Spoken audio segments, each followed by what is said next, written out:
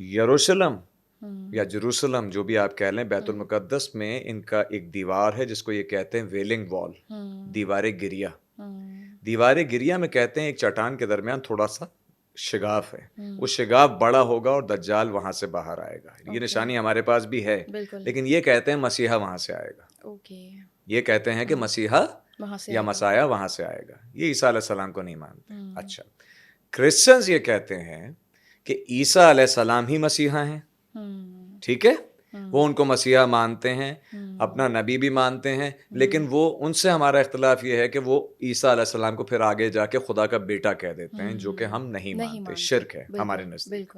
نہ میں ان کو بھی کرٹیسائز کر رہا ہوں، میں اپنا عقیدہ بیان کر رہا ہوں. ٹھیک ہے، یہاں ہم ان سے الگ ہو جاتے ہیں، لیکن وہ مسیحا مانتے ہیں عیسیٰ علیہ السلام کو، ہم بھی مانتے ہیں کہ مسیحا آ گئے. ٹھیک ہے، اب مسیحا کے مقابلے میں وہ دجال کو کیا مانتے ہیں؟ ان کے پاس لفظ ہے اینٹی کرائسٹ، جھوٹا مسیحا جو لوگوں کو آگے گمراہ کرے گا. وہی آپ والی بات، جنت دوزخ، لوگوں کو شفا بخشنا وغیرہ وغیرہ، اس طرح کے کام کرے گا.